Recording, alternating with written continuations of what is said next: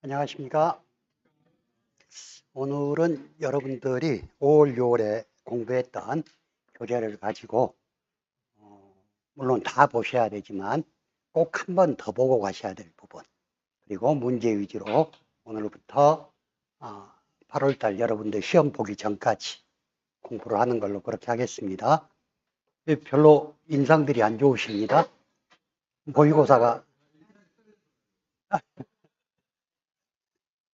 1차 합격률이 66%던가요? 보통 50에서 60% 정도.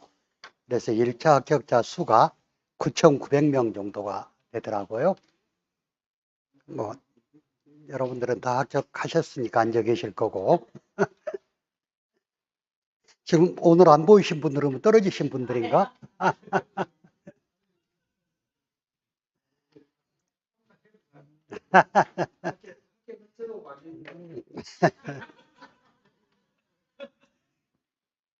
여러분들 모의고사 보신 분들 계시죠?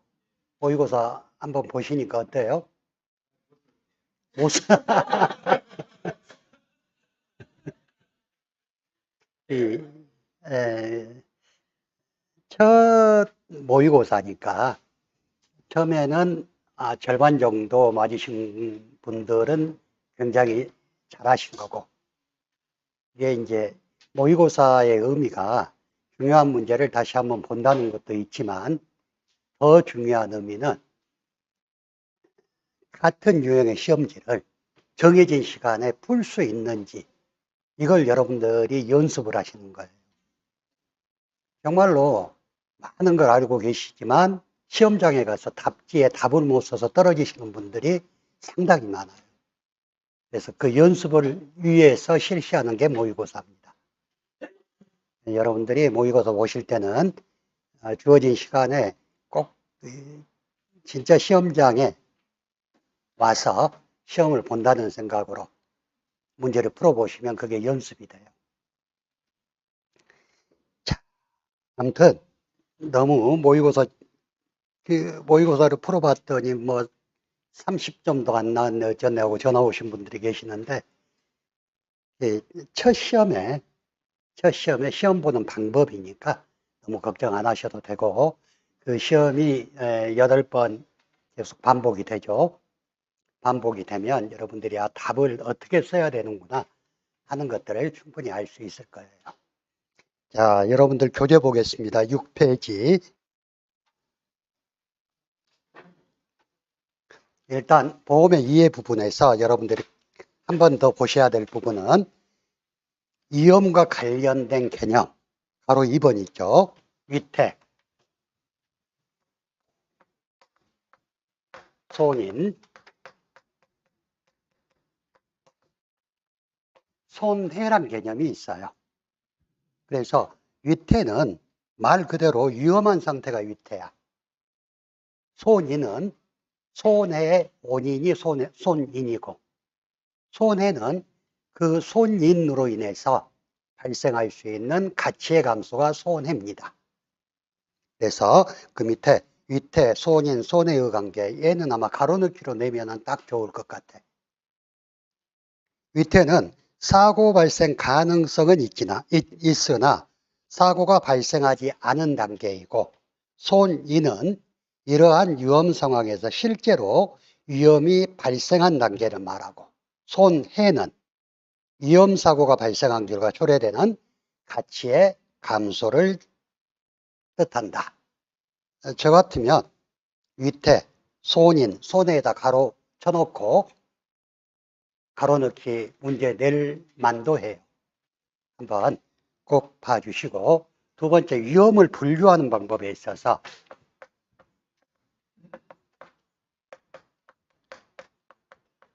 위험은 종류에 따라서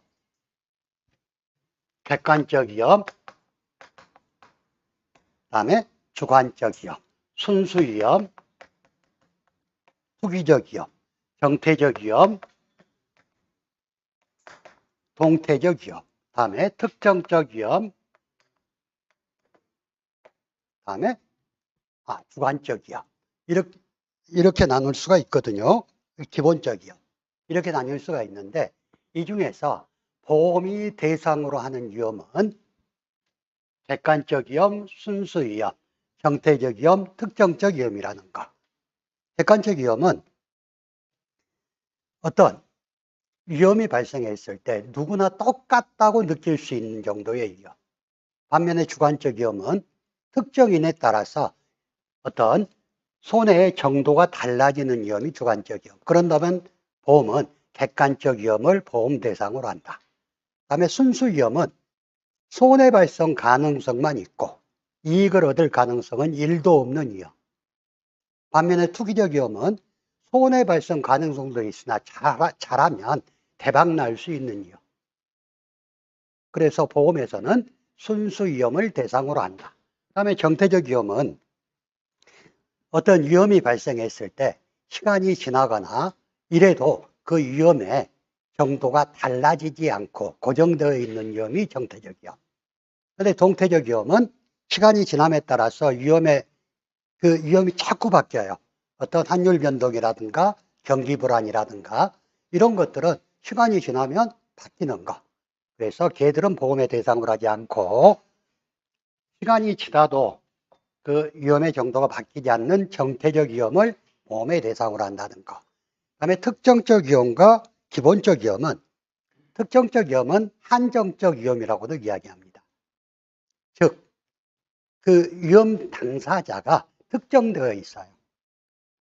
예를 들어서 어떤 10사람 중에 화재나 도난이 발생했을 때 그 화재나 도난은 누구에게나 발생할 수 있지만 특정인에게 발생을 했어. 보험이라는 것, 이러한 발생 가능한 위험의 결합을 통해서 그 손실을 보장해주는 제도잖아요. 그래서 특정적 위험이 보험의 대상 위험이다. 대신에 근본적 위험, 즉 기본적 위험이라는 것 어떤 걸 말해요?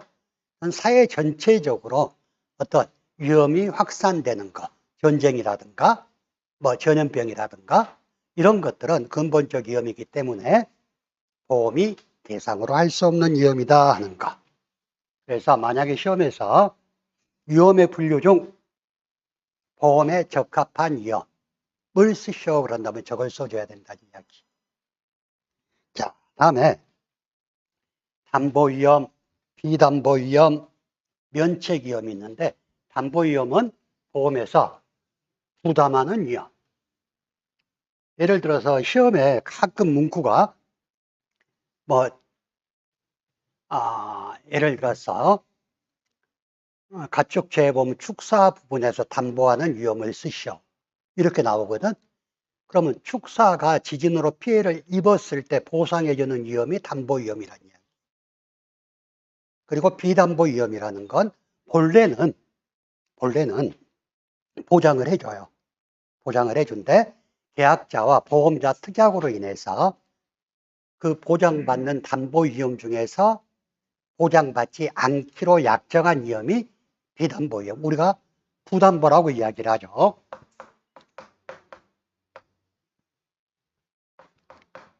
그래서 농작물 재해보험에서는 부보장 특약이라는 게 있죠.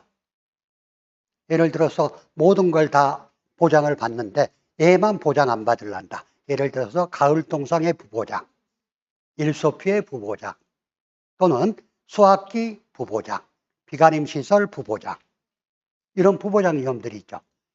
그게 비담보 위험. 다음에 면책 위험이라는 건 처음부터 책임을 지지 않기로 한 위험이 면책 위험.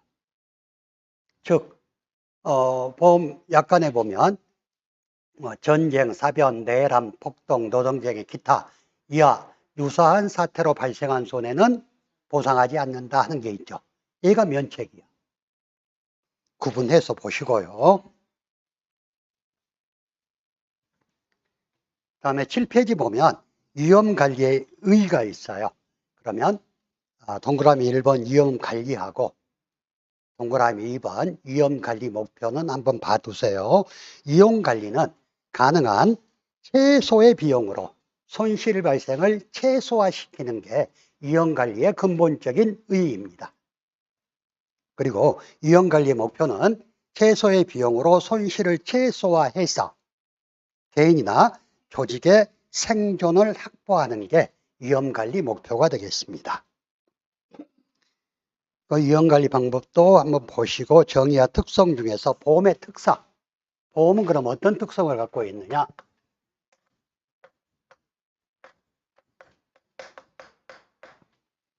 첫 번째, 예기치 못한 손실을 집단화시키는 거예요. 그리고 두 번째, 위험을 이렇게 집단화시켜서 소액의 보험료를 가지고 위험을 분담하는 것. 그리고 보험료 납부라는 재무적 행위를 통해서 본인이 갖고 있는 위험을 증가시켜주는 것. 그리고 보험은 실제 손실에 대한 보상입니다. 그래서 보험의 가장 큰 것 중에 하나가 뭐였죠? 이득금지 원칙. 어떤 손해가 발생했다고 그래서 그걸로 인해서 이득을 얻으면 안 된다 하는 이득금지의 원칙하고 상통되는 게 실제 손실에 대한 보상, 즉 실손보상 원칙이죠. 다음에 대수의 법칙. 대수의 법칙이라는 것, 어떤 실험할 수 있는 숫자가 많아질수록 표준 편차나 확률 등을 통해서 점점 그 값이 수렴된다는 게 대수의 법칙이죠. 그래서 보험이 되기 위해서는 그 위험을 가지고 있는 사람들이 많아야 돼. 소수만 있다면 어떤 값이 나올 줄도 모르고 또 소수의 계약자를 가지고는 보험이 운영을 할 수가 없기 때문에. 자, 그리고 다음 페이지 보시면 보험의 순기능 한번 보시는데 보험은 손실을 회복하고 불안을 감소시키고 보험에 가입함으로써 개인의 신용력이 증대되고 그리고 보험사 입장에서는 납부된 소액의 보험료를 가지고 투자 재원을 마련할 수 있다는 것. 그리고 자원의 효율적 이용에 기여하고 위험의식 고양할 수 있다는 것. 이게 순기능. 그리고 밑에 손해보험 원리를 한번 봐보세요.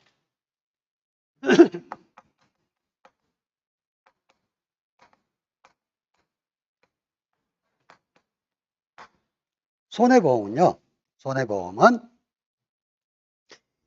소액의 보험료를 매개로 해서 위험을 분담시킵니다. 그리고 두 번째, 어떤 위험 대략의 원칙. 아까 말씀드렸듯이 많은 위험이 있어야지 보험화시킬 수 있다는 것. 그리고 세 번째, 급부, 반대급부 균등의 원칙.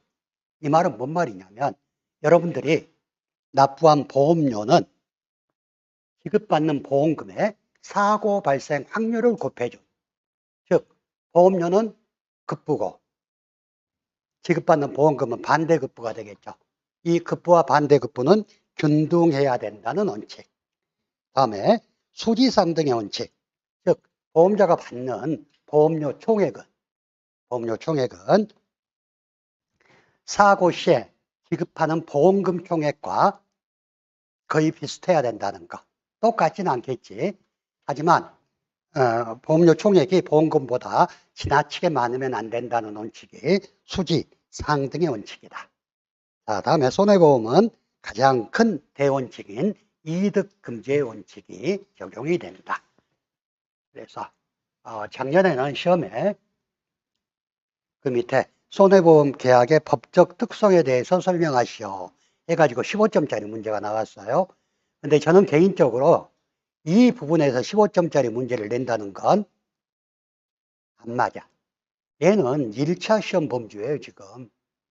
근데 한 2년 전에 뭐 갑자기 이게 이 과목 시험으로 2차 시험 범주로 들어와서 저걸 하는데 나는 이거 도저히 안 맞다고 생각해.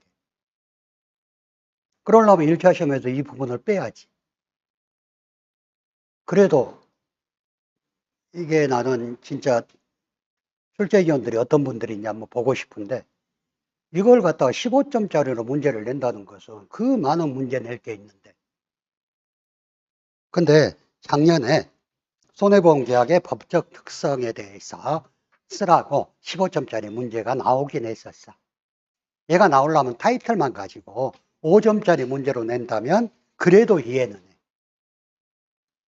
예를 들어서 뭐 보험의 순기능에 대해서 5가지 이상 쓰셔야 한다든가. 근데 참 그래요. 아마 손해보험계약의 법적 특성은 작년에 나왔으니까 올해는 안 건들 거고. 자, 다음에 9페이지 보시면 보험계약 당사자 의무에 대해서 나와 있습니다. 보험계약 당사자 의무는 보험자의 의무, 보험계약 당사자라고 그러면 보험자하고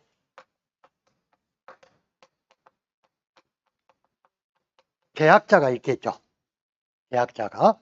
그래서 보험자가 지는 의무가 있고 계약자가 지는 의무가 있어요. 일단 보험자는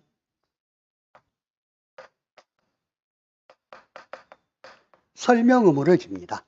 보험계약 체결 시에 그 보험 상품에 대해서 충분히 설명해야 되는 설명 의무를 지게 되고, 두 번째, 보험금 지급 의무.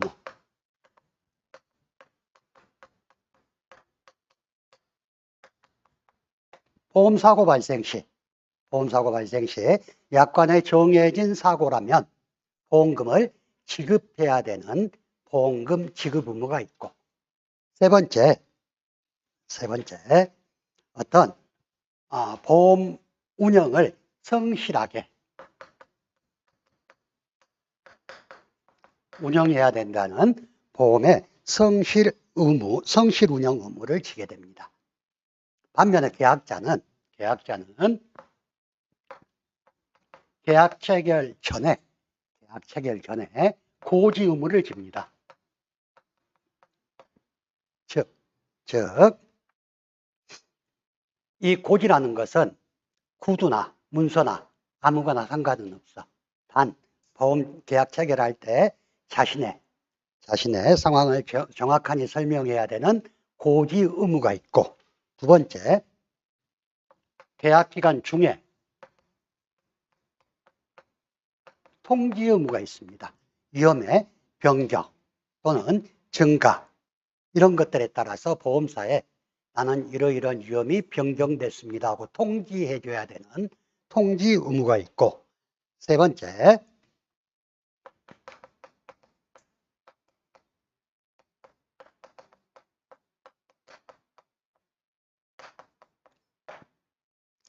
자, 손해방지를 선량한 관리자로서 책임을 다해서 경감시킬 의무도 지고 있다는 것. 그래서 계약자는 고지 의무, 통지 의무, 손해방지, 경감 의무 세 가지를 지게 되고, 보험자는 설명 의무, 보험금 지급 의무, 그다음에 성실보험 운영 의무까지 세 가지를 진다. 만약에 이건 한 번쯤 나올 만도의 5점짜리로. 자, 다음에 밑에 보시면 보험증권의 법적 성격을 한번 보시게요.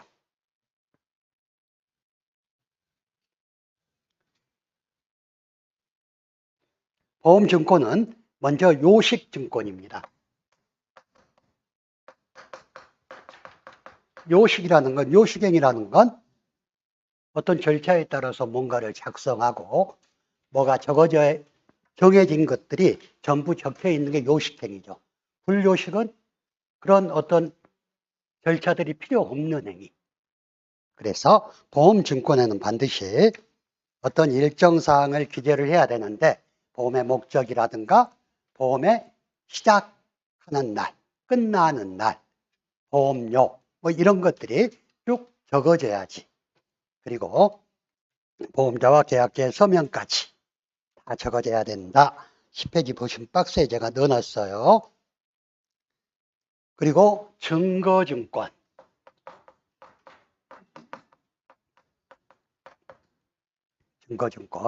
증거증권이라는 건, 자, 계약이 성립했을 때 보험증권을 교부해 주죠. 즉, 보험계약의 성립을 증명하기 위해서 보험자가 계약자에게 교부를 해주는 거. 다음에 면책증권, 증권을 제시하는 자에게 어떤 제시자의 자격이나 이런 것들을 조사할 수는 있으나 의무는 없어요. 그래서 면책증권이다. 다음에 상환증권, 증권을 가지고 있는 사람한테 보험금을 바꿔줘라 하는 의미. 다음에 유가증권성 성격도 있습니다. 일정 보험에 있어서는 이 증권이 유가증권화 될 수도 있는 보험이 일부 있어요. 그게 뭔가까지는 알 필요는 없고 일단 보험증권의 법적 성격은 요식증권이고 증거증권이고 면책증권이고 다음에 유가증권이고 상환증권성을 가지고 있다. 5가지. 그냥 간단하게 얘는 5점짜리로나 나오면 쓰라고 나올 수가 있어. 한번 보실게요. 다음에 보험약관은 보통약관과 특별약관이 있다 그랬죠. 그래서 여러분들이 보험약관의 유형 보시면 동그라미 1번 보통보험약관은 보험자가 일반적인 보험계약의 내용을 미리 정형적으로 정하여 놓은 약관이며 이를 가로 한번 쳐주세요. 보충, 변경 또는 배제하기 위해서 어떤 특약을 체결하는데 이를 특별보험약관이라고 한다. 그래서 특별보험약관은 보통보험약관에 우선하여 적용되지만 특약 조항을 이용해서 법에서 금지하는 내용을 가능하게 하는 것은 안 된다. 뭐 그냥 당연한 이야기. 그리고 밑에 2번 보통약관의 해석원칙.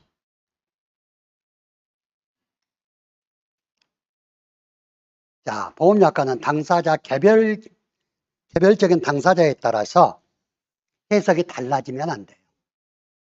그래서 법률의 일반 해석 원칙에 따라서 보험약관을 해석해야 되고 보험계약의 단체성, 기술성을 고려하여 단체성, 기술성 밑으로 한번 쳐놓으시고요. 각 규정의 뜻을 합리적으로 해석한다. 보험약관은 보험계약의 성질과 관련하여 신의성실의 원칙 밑줄, 신의성실의 원칙에 따라서 공정하게 해석하여야 합니다. 그리고 보험약관상 인쇄조항과 수기조항 간의 충돌이 발생하는 경우 수기조항이 우선하여 적용된다. 그리고 작성자 불이익의 원칙이라는 게 있는데 약관의 내용이 애매모호한 경우 이때는 보험자에게는 엄격 불리하게 계약자에게는 유리하게 해석해야 된다 하는 원칙이 작성자 불이익의 원칙입니다. 그래서 지금 우리 업무방법서 보면 보험 부분이 너무 양이 많아. 그래서 제 생각은 이것 정도만 봐도 5점짜리 문제 나오면 아마 놓치진 않겠다 싶은 생각에 정리를 한 부분이니까 한번 보시고요. 자, 다음에 농작물 개요금의 특성하고 필요성. 자, 11페이지. 농업재해의 특성 한번 봐보세요. 농업재해의 특성 5가지만 쓰라면 여러분들 뭐 쓸까? 자, 첫 번째. 불예측성, 광역성, 동시성 복합성, 계절성, 불가항력성, 피해의 대규모성. 자, 이렇게 얘는 안 나왔는데 2차 시험에 문제 내려면 농업재해보험에서 내야 돼. 앞에 있는 손해보험이나 이런 거에서 문제 낼 게 아니라. 아무튼 농업재해의 특성은 꼭 봐두세요. 자, 두 번째, 농업재해보험의 필요성 및 기능입니다. 농업재해의 필요성 및 기능이 아니고 제가 정오표 우리 홈페이지에 올려놨는데 한번 보세요. 이게 농업재해보험의 필요성 및 기능. 자, 농업재해보험은요, 국가적 재해대책의 한계 때문에 생겨난 거예요. 자, 어떤 지역에 수해가 입었다. 그러면 국가에서 재난지원금이나 이런 걸로 그 마을 전체에 대해서 보상을 해주는 거지. 피해를 입은 농민 개개인한테 보상을 해준 건 아니잖아요. 그래서 그런 한계 때문에 농업재해보험이 생겼고요. 농업재해의 어떤 특수성 때문에 농업재해보험이 반드시 필요합니다. 한번 피해가 발생하면 대규모로 발생하고, 그리고 인간의 힘으로서 막을 수가 없는 그런 불가항력성도 있어요. 그래서 농업재해보험이 생겼고, WTO 협정의 허용 대상 정책이에요. 즉, 세계무역기구 WTO 협정에 가입하면서 농민들에 대한 직접 지원은 못하게끔 조항이 돼 있어요. 그래서 직접 지원을 못하기 때문에 농업재해보험을 통해서 지원을 해주는 건데, 얘는 글쎄 저는 모르겠는데 우리 교재에 써져 있기를 해외 선진국에서도 실시하는 제도다 뭐 이렇게 되어 있더라고. 일단 WTO에서 허용 대상 정책이고, 그리고 시장 실태와 정책보험이다. 우리가 농작물 재해보험이 도입된 게 2000년도 초반인데, 당시에는 아무런 데이터도 없는 상태에서 엄청난 규모의 태풍이 몰아쳤죠. 그래가지고 그때 당시에 농작물 재해보험은 민간보험사에서 지급을 했대요.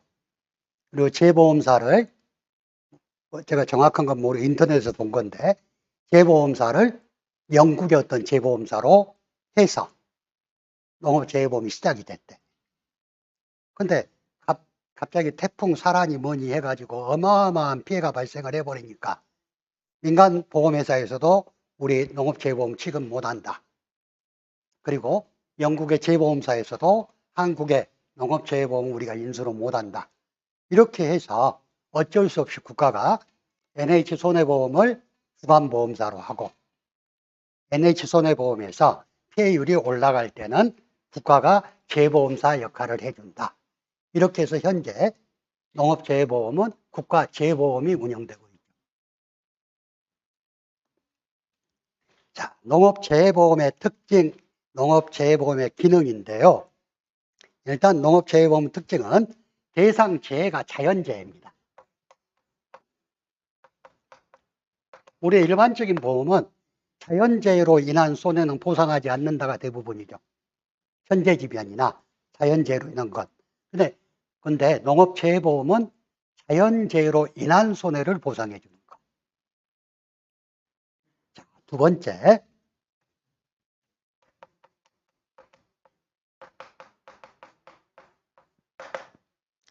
농작물이 살아있는 생물이기 때문에 시간이 지남에 따라서 어떤 피해가 달라져요. 그래서 현장에 있는 손해평가사들은 사고가 접수되면 즉시 손해평가반을 구성해서 현장에 나가서 조사를 해줘야 돼. 이러다 보니까 손해평가가 상당히 어렵습니다. 재보험 특성. 두 번째,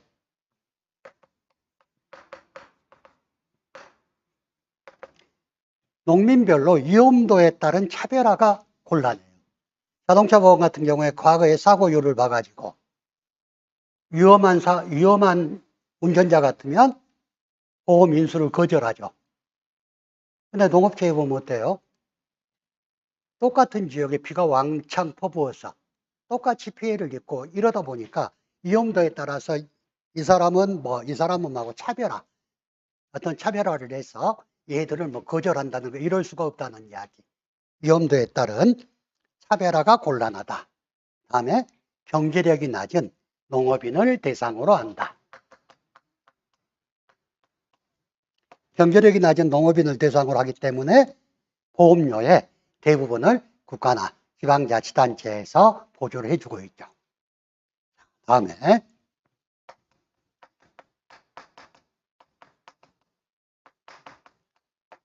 농업재해보험은 단기소멸성 보험이에요.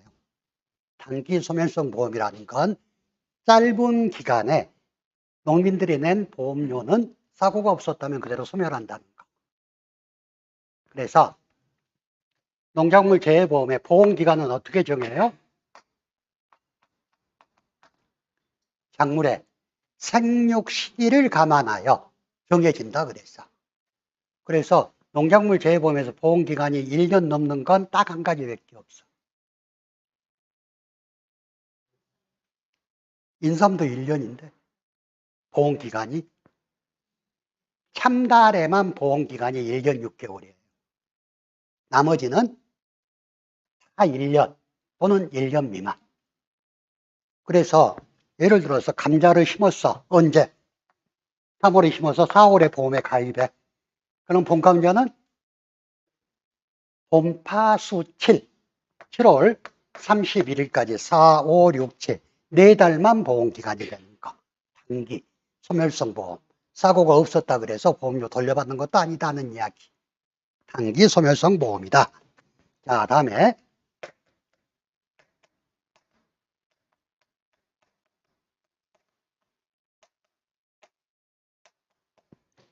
농작물 재해보험도 손해보험의 일종입니다. 재물보험이에요.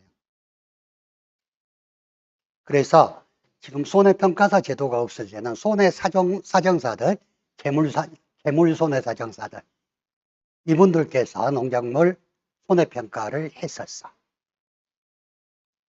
물론 지금도 하고 있지만 손해평가사가 소속이 돼서 하고 있는 거. 그리고 마지막으로 국가가 재보험을 운영하는 거예요.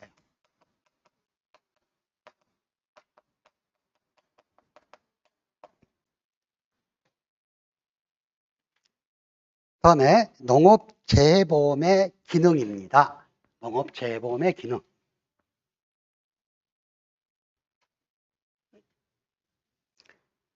자, 이런 특징을 가지고 있는 농업재해보험이 어떤 기능을 가지고 있느냐. 먼저 재해농가의 손실회복 기능. 두 번째, 농가의 신용력이 증대돼요.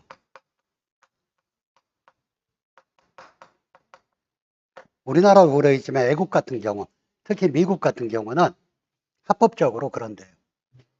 농업인이 대출을 받을 때 농업재해보험에 가입이 안 돼 있으면 대출 거절이 가능하다. 예를 들어서 우리나라도 아마 그럴 것 같아. 농협에 가서 농민이 나 대출 좀 해줘. 담보 있습니까? 저기 위에 있는 내 논, 수매하면 그때 그 돈 갚을게. 하고 요구를 해. 그러면 농협 담당자 입장으로서, 저거 만약에 태풍 오고 싹 쓸어버리면 뭘로 돈 받지? 할 수 있겠죠. 하지만 농업재해보험에 가입하면 자기 부담 비율을 뺀 나머지는 보상받을 수 있잖아.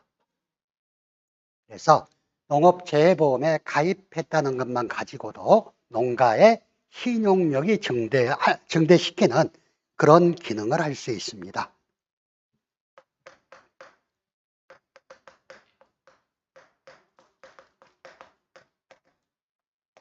그리고 농업재해보험은 농촌, 지역경제를 안정화시켜요.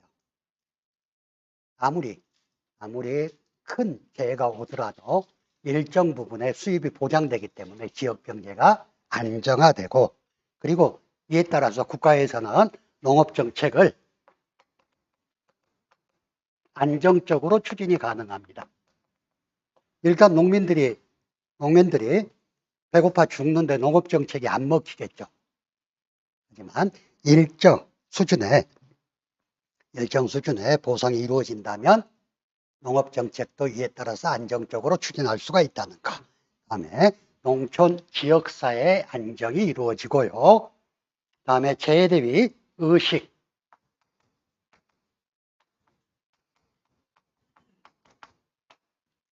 만약에 나는 보험에 안 들었어. 근데 옆집 보니까 보험에 들어가지고 피해를 입었는데 그 피해가 어느 정도 복구가 되거든.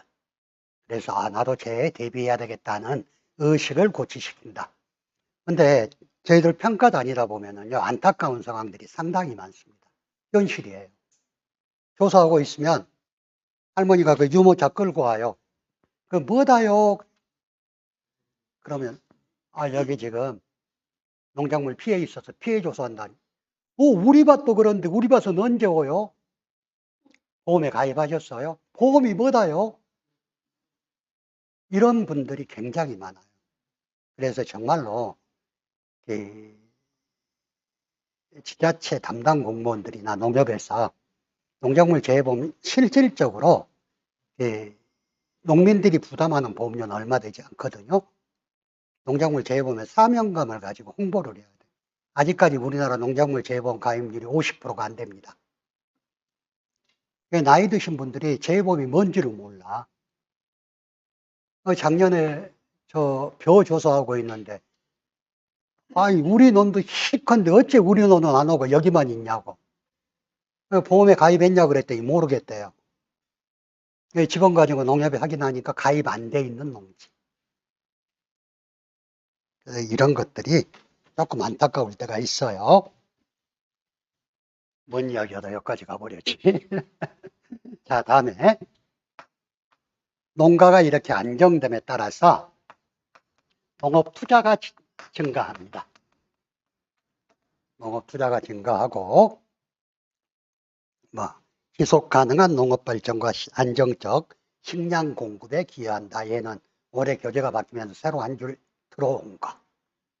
그래서 여러분들이 농업재해보험의 특징하고 농업재해보험의 기능, 얘들을 조금 봐주실 필요가 있어요.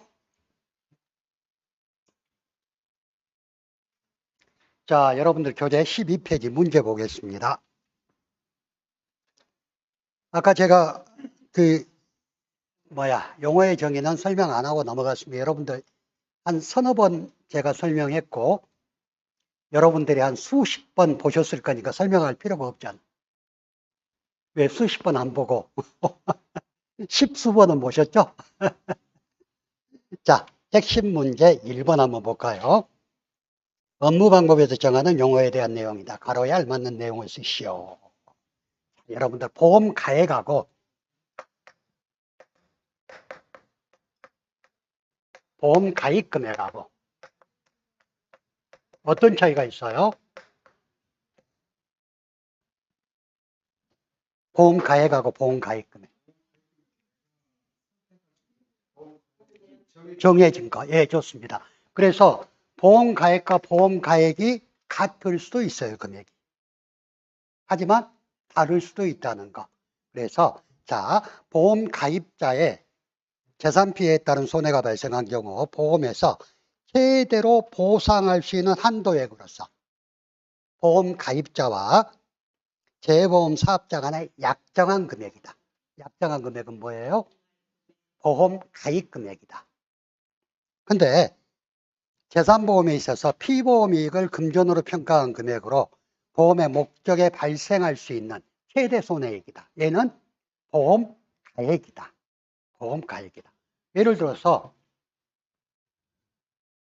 비가림 시설에 금액이 1,000만 원이야. 그럼 얘가 보험 가액이 되는 거죠. 근데 비가림 시설은 보험 가입 금액이 몇 프로에서 몇 프로 사이?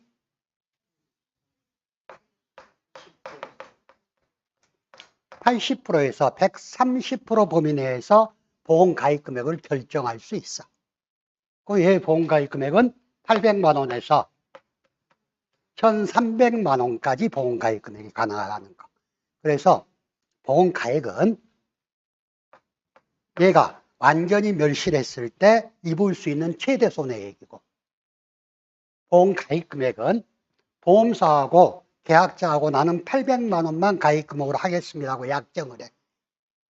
그러면 손해를 입었을 때 800만 원까지만 보상받는다는 거. 그래서 가액과 가입 금액을 헷갈려 하시는 분들이 있는데, 일단 가액은 보험 목적물의 최대 손해, 가입 금액은 그 중에서 사업자와 보험계약, 재보험 사업자와 보험계약자가 약정한 금액, 이렇게 구분해서 알아두시면 될 것 같아요. 자, 두 번째 시범사업에 대한 내용입니다. 시범사업이란 사업을 전국적으로 실시하기 전에 보험의 효용성이라든가 또는 보험 실시 가능성 등을 검증하기 위해서 일정 기간 제한된 지역에서 실시하는 보험사업을 말한다. 자, 세 번째 잔존물 제거 비용인데요. 잔존물 제거 비용은 자주 시험에 언급되는 부분. 자, 사고 현장에서 잔존물의 해체 비용, 청소 비용, 다음에 차에 싣는 비용, 즉 상차 비용을 잔존물 제거 비용이라고 이야기를 해요. 근데 잔존물 제거 비용은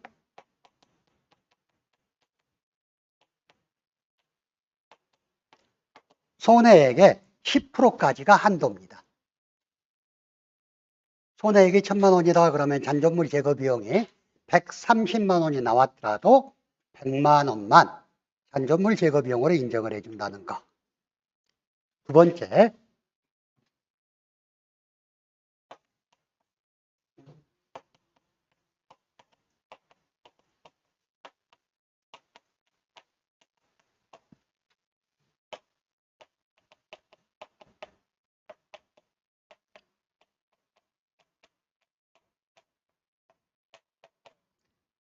차에 실은 후에 폐기물 처리 비용이나 인근 지역의 토양이나 대기, 오염물질 제거 비용은 보상해주지 않습니다.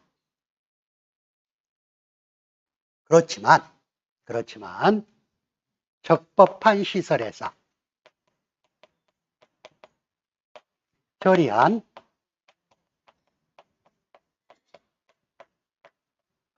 렌더링 비용은 보상을 해준다는 것.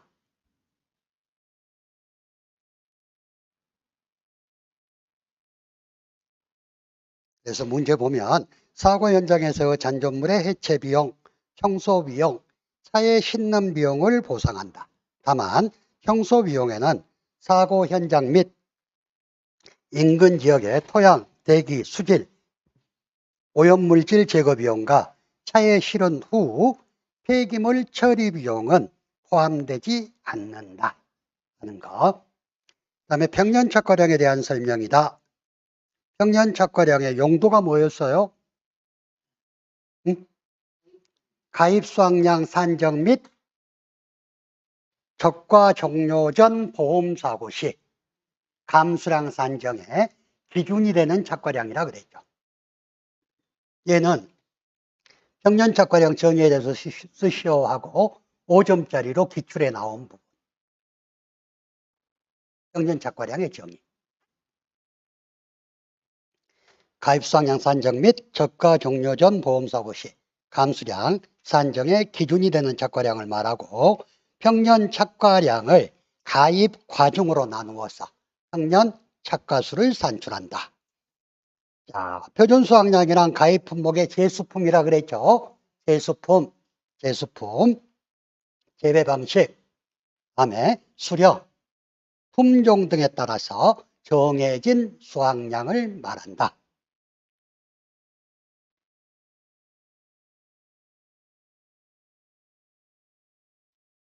자, 5번은 한번 그냥 여러분들 보시고요. 6번도 한번 보시고 7번 한번 보겠습니다. 올림픽 평균값하고 농가 수치 비율이라는 게 있는데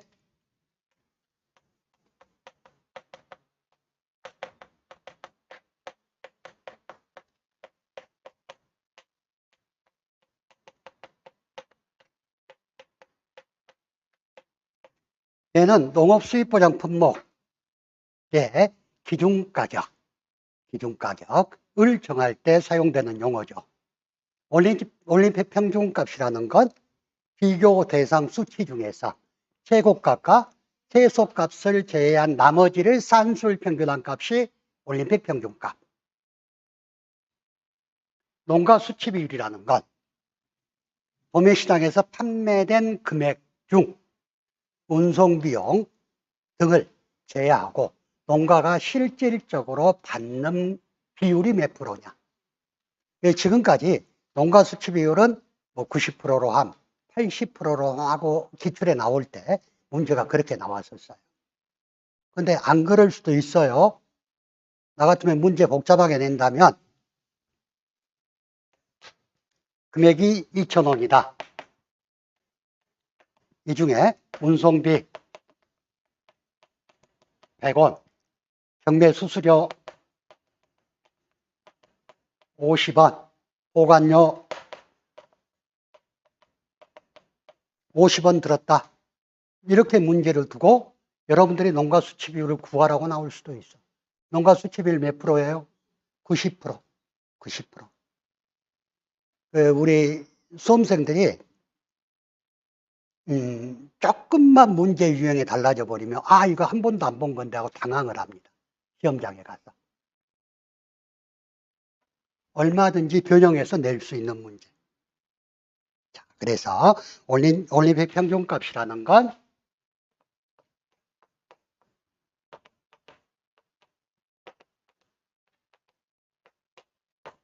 최고값과 최저값을 제하고 나머지를 하나, 둘, 셋, 넷 산술 평균당 가격이 올림픽 평균값. 농가 수치 비율은 판매 금액 중에서 농가가 가져가는 금액의 비율. 이렇게 이해하시면 되겠죠. 자, 잠깐 쉬었다가 다음 부분부터 다시 보겠습니다.